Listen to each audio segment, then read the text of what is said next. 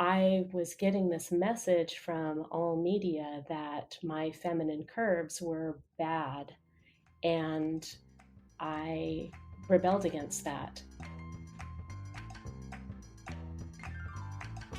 Hello, you lovely humans. Welcome to the Live Outrageously with Lady Grey podcast.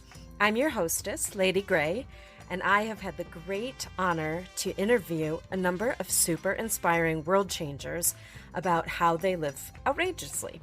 So we're going to share about how they push boundaries, they fight for change, and how they seriously shake up the status quo. I could not be more excited to introduce you to my very first guest, Adamme.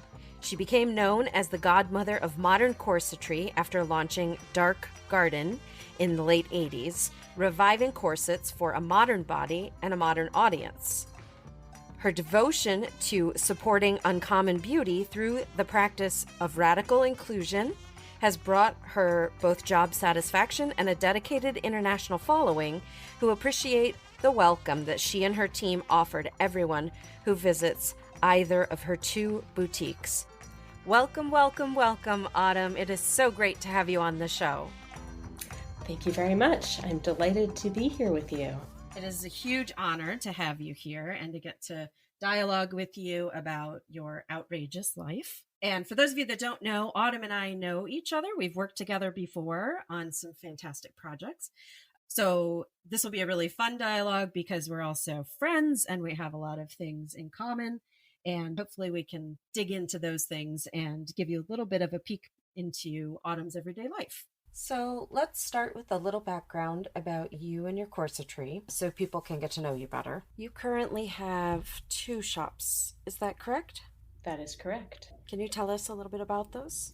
I can tell you about my two shops. I began Dark Garden in 1989 out of my garage, and that grew very gradually into a sewing business, and that then grew into being a corset company, and then that grew into my having what we call the flagship store in Hayes Valley in San Francisco. And there we also do our production.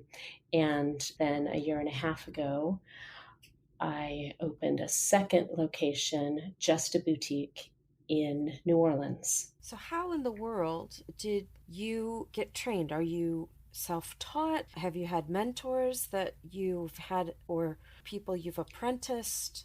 For the most part, I'm self-taught.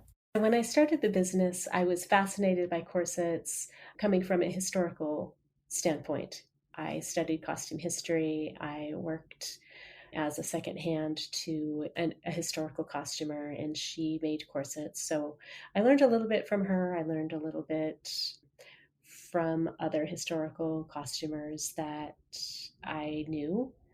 And then I started really honing in on corsetry specifically and learned as much as I could from existing historical garments. And there's a book called Corsets and Crinolines.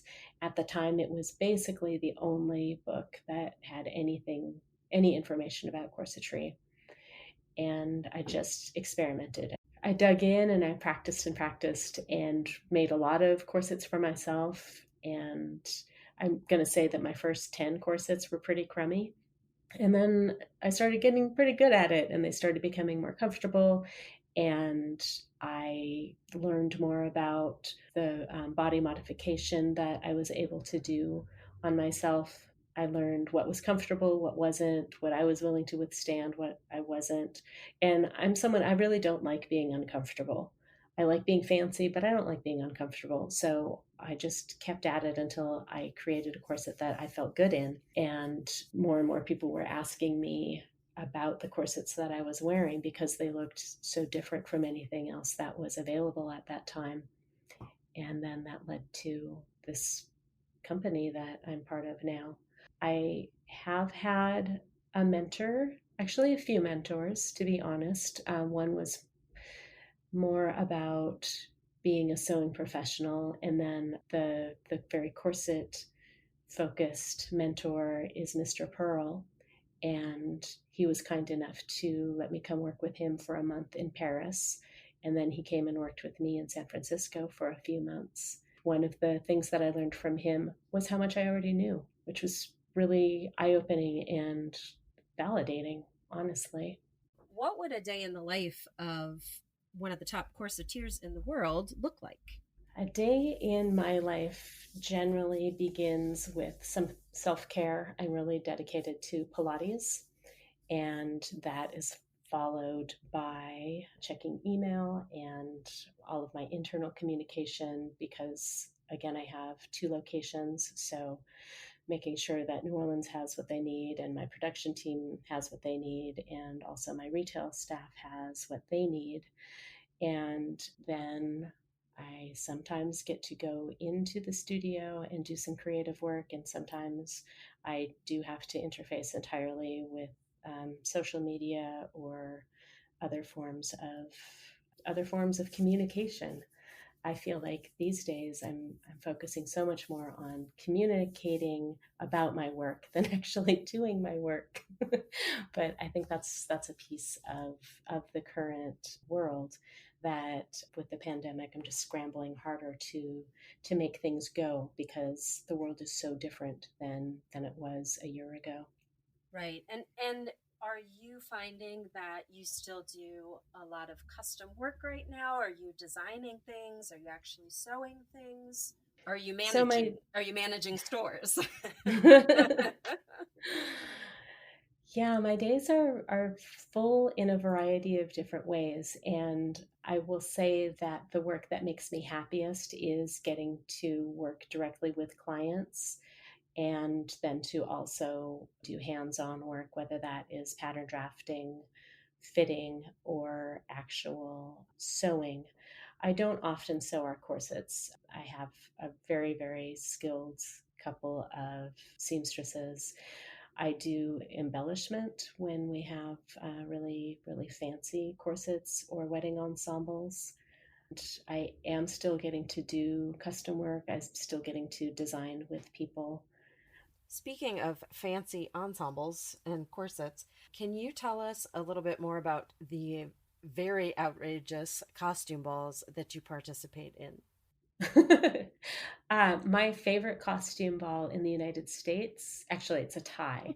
So it's a tie between the Edwardian Ball here in San Francisco and the Labyrinth Ball in Los Angeles. And both are gigantic events now. And people just really express their creativity and create imaginative, wild, wacky, gorgeous, sexy, funny, dark, scary, all of it, just a little bit of everything at these events. And the performances are fantastic. I think it's a fantastic place for inspiration to start when you are a costume creative.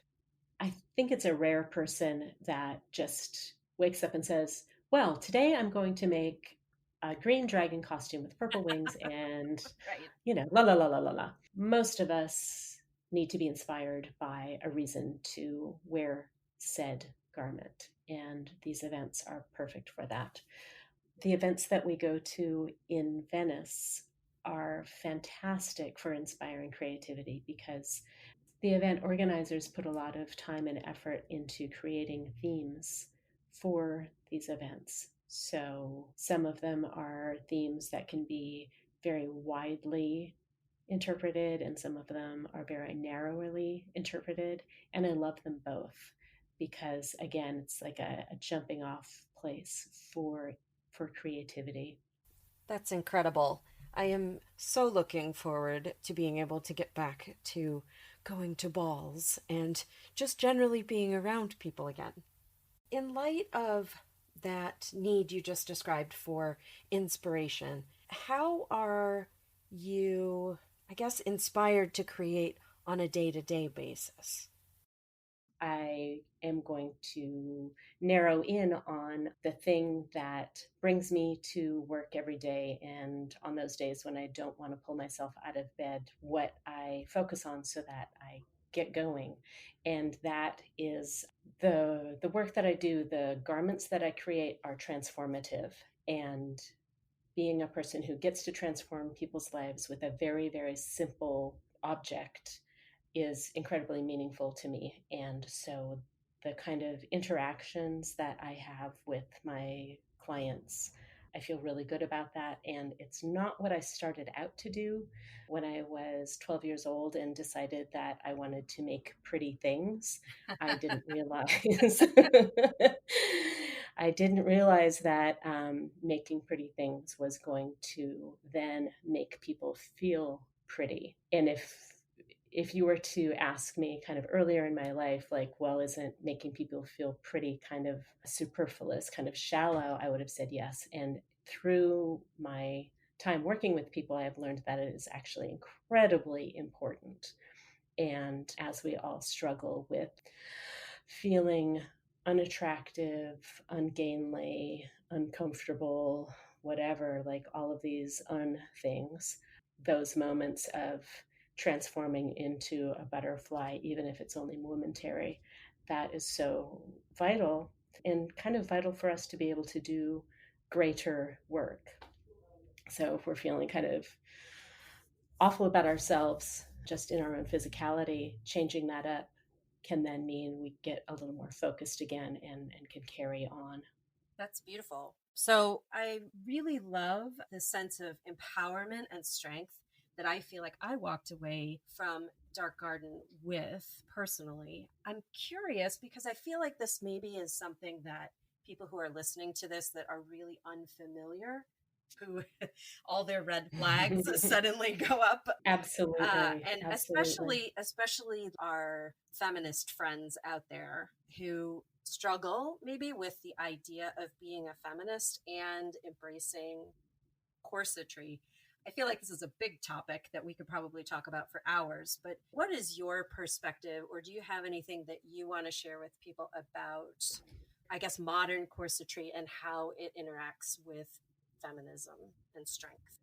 Early on in my career as a corset maker, I was at an outdoor vending event and I was wearing a corset, and a woman came up to me and she said, "Oh, you should be ashamed of yourself.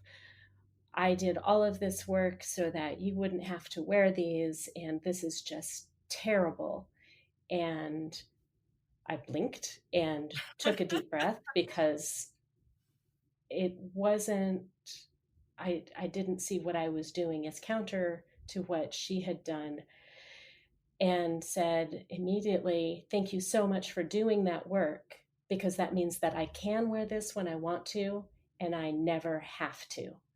And additionally, so I started the company in 1989, and that was coming off of the heels of the 80s when women were really trying very hard to find their place in the workplace and were having to be very, very masculine.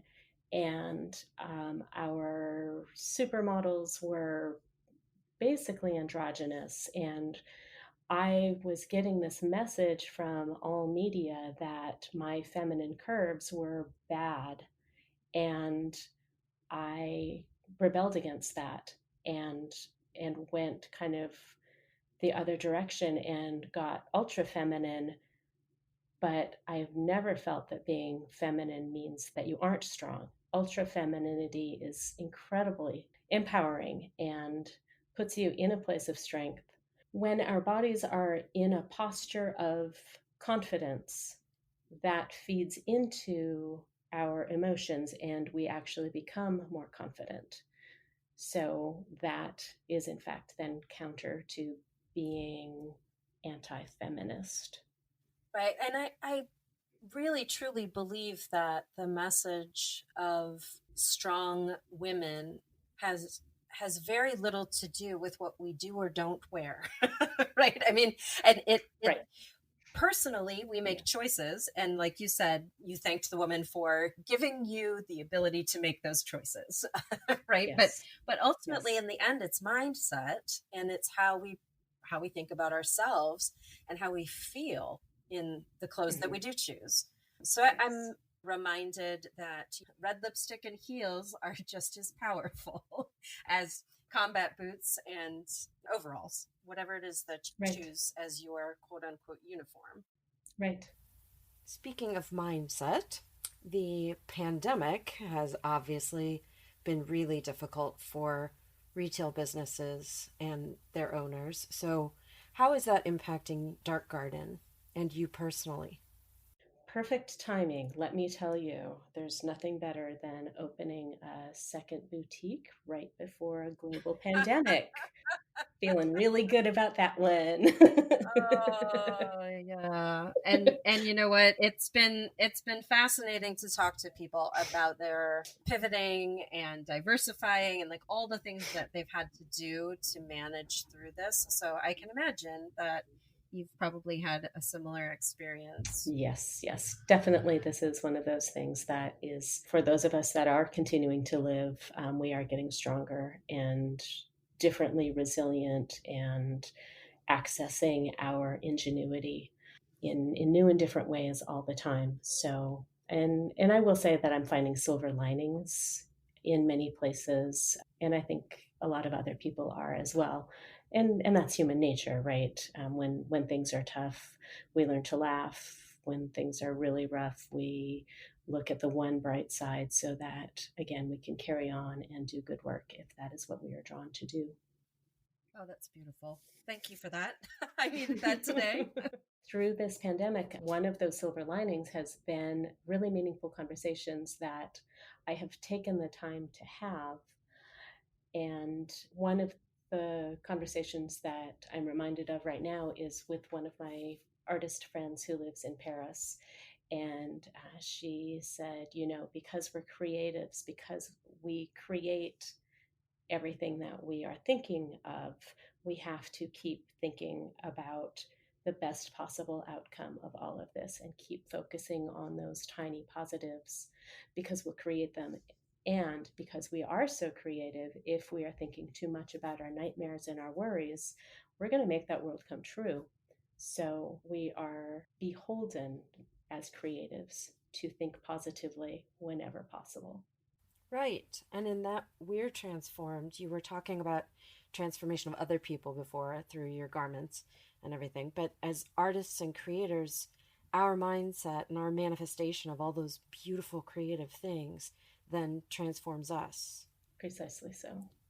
Let's stay on Dark Garden for a little bit because I know you kind of describe your business philosophy or personal philosophy as being focused on uncommon beauty and radical inclusion. And I'm really in love with those terms, but what specifically does that look like for you? So, how does that directly relate to this idea of transformation? So, our tagline, supporting uncommon beauty, came from this ethos of seeing the beauty in each person. And sometimes it's, in fact, often it's easier for others to see our beauty than it is for ourselves to do so.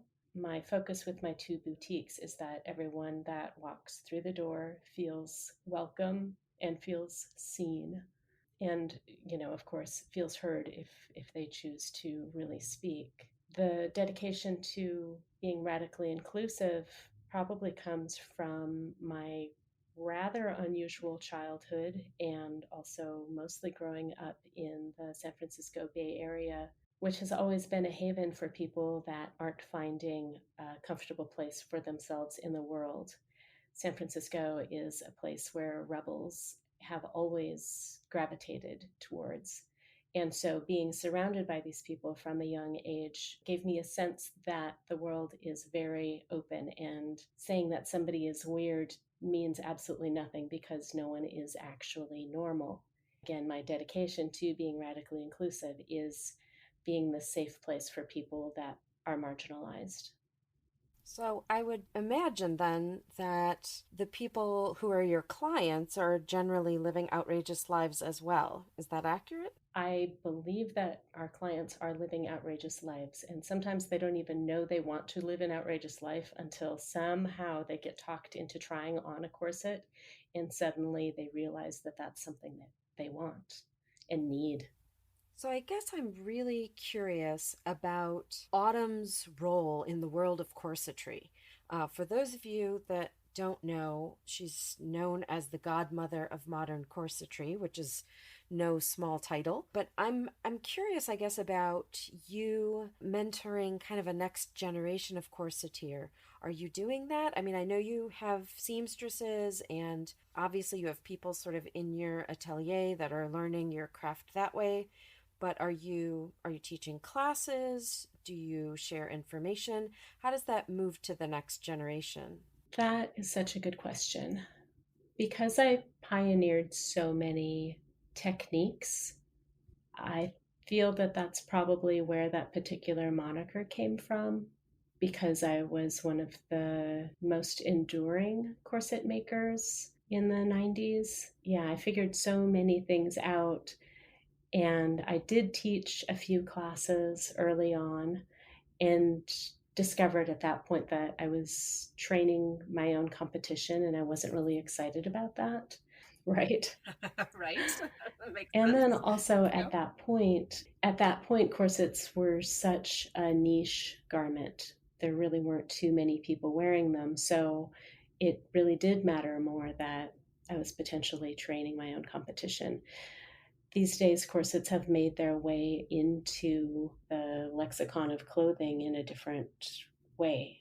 So, I mean, they're never going to be as ubiquitous as jackets, for example, but I think that as long as people are approaching their offerings with their own creativity and each of us is specializing, then there is a lot of room for as many corset makers as want to be out in the market. So at one point you mentioned the book Corsets and Crinoline, and rumor has it that you might be beginning to think about writing a book.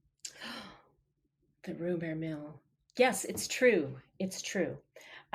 One of the things that I am often asked, I speak to a lot of different fashion students. Classes come through from time to time, and I talk to them about my experiences and things I wish I had known and what I would do differently and like little tidbits of advice.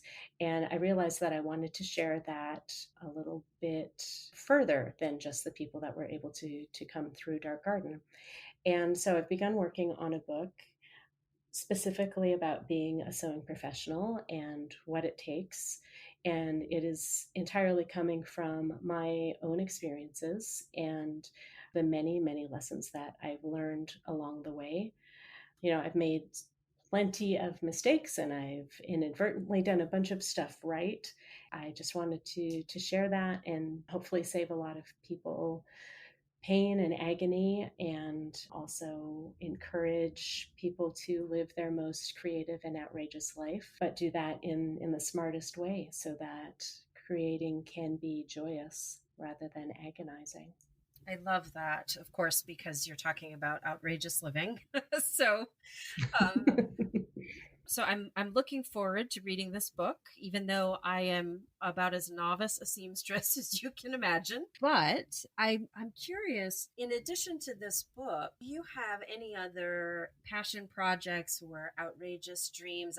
Is there a big dream that's sort of on the horizon, a little ways off? Is there something that, if you had unlimited resources of time, money, and people, you would absolutely do? What else is brewing in your head there? I would like to say that the dream that made me decide that opening a second boutique was a good plan is this dream of having boutiques in many different cities and each one having the specific romantic flavor that that city has in our imagination. And I'm going to back that up and talk a little bit about opening the boutique in New Orleans because everyone says to me, Autumn, why New Orleans? It's not very close to San Francisco. Are you from there? Like, what's the story? And it's because New Orleans has this deep, dark, romantic vibe. So the first time I visited New Orleans, I was super excited to be there, and I had this imagination of what it was going to be like. And it was very romantic and lush and sexy and just, ugh. And I got there and I was trying to find that, and I couldn't find it. It was all in my imagination and in the pages of Anne Rice. True story. Dark Garden is named after a concept in the Vampire Lestat, the Savage Garden. And I was saved from myself by someone else nabbing that name. And so I named it the Dark Garden instead. Fabulous story. Go ahead. So this big dream is that each of these boutiques would be like the boudoir of a sex symbol from each specific city. I hope that the world changes in a way that retail, like brick and mortar retail, is viable so that I can continue that and it really can be the lifestyle brand that I dream of.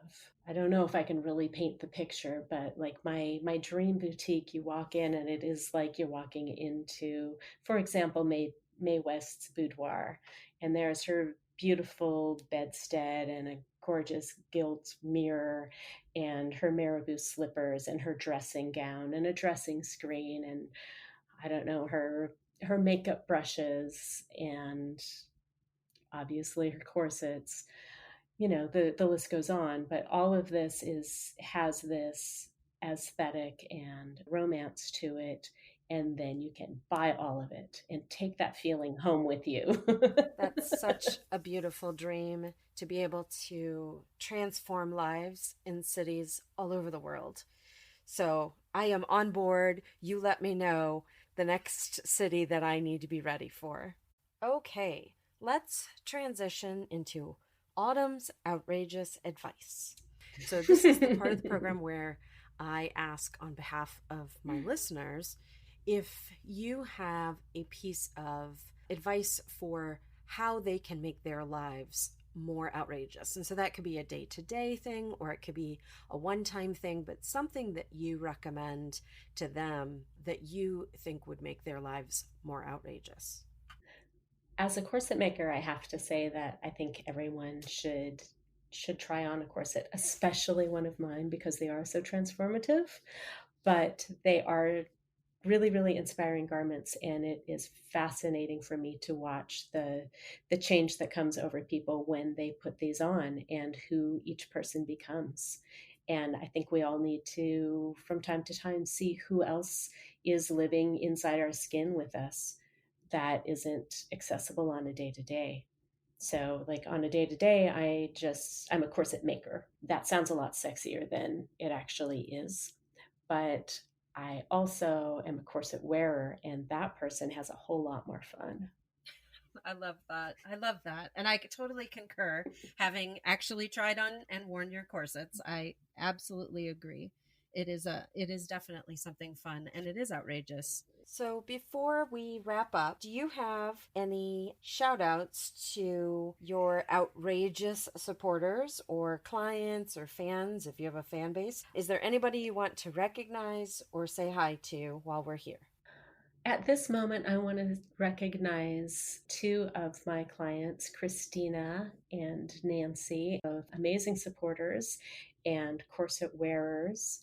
Nancy is an incredible artist, and I worked with her back in the 90s, and she painted a portrait of me that it was fantastic. And she has returned as a corset customer recently. I'm watching her unfold, unfurl, and blossom in a meaningful way. There's another really, really sweet person who has been wonderful for me. I'm definitely going to call her a fan. Her name is Lori Lee. She came to me post breast cancer and put on a corset. She's a school teacher, by the way. She teaches high school Shakespeare classes, high school drama. She came in and was like clearly not feeling so fantastic about her being, and we put a corset on her. She completely transformed and has said just the kindest, sweetest things, and also made me realize again that the work that I'm doing is not shallow, because the change that it has made in her life, not just in that moment, but ongoing, has been really, really meaningful for her. And my knowing that means that I soldier on when business is really hard, because I know that there are more women like her that need the same thing. So I am not sure if people who are listening to this know or not, but I am one of those women. I just had a double mastectomy about a year ago. And that was after the beautiful wedding ensemble that you designed for me. Yeah. Yeah. So I do think at some point I'd really like to bring you that garment and transform it into something new for my new body, because I know the power that it has, and I understand there is magic that happens, and it Mm-hmm. really does have the ability to change your life. Completely agreed. How can people find you? Let's make sure that people know how to connect with you and see all those fantastic pictures and maybe visit your shop. Yes, one of the best ways is on our website, darkgarden.com. We also have a really beautifully curated Instagram, which is Dark Garden Corsetry. And then also our New Orleans store has their own Instagram, Dark Garden _ NOLA. You can find us on Twitter. I think Dark Garden San Francisco is our Twitter handle. And you're welcome to follow me if you want to see pictures of my beautiful cat. I'm Miss Dark Garden on Instagram. We also have a Patreon, and I share some fun stuff there, and that's patreon.com/darkgarden. And I highly encourage people to support us and encourage our behavior there. Behavior. I love it. Our outrageous behavior. Absolutely. All artists need encouragement. Well, Autumn, it has been such a privilege. Thank you so much for spending time with me today and for sharing some really deep and beautiful things with us. Oh, so much my pleasure. It's really a joy to speak with you always, and thank you for inviting me. I'm quite honored. Well, you are always welcome anytime you want to come back on the show. Thank you so much, and we thank you for teaching us to live a little more outrageously. Well, outrageous friends, it has been my honor and my pleasure to have you here today. I hope that you took away some outrageous ideas for your own life. If you enjoyed yourself, make sure that you are subscribed to Live Outrageously with Lady Grey on whatever your podcast app is. And you can also connect with me personally on Facebook at facebook.com/ladygray or on Instagram at lady.gray. Also be sure to check out our podcast website at liveoutrageously.com. Once again, this is Lady Grey encouraging you to go out and live outrageously.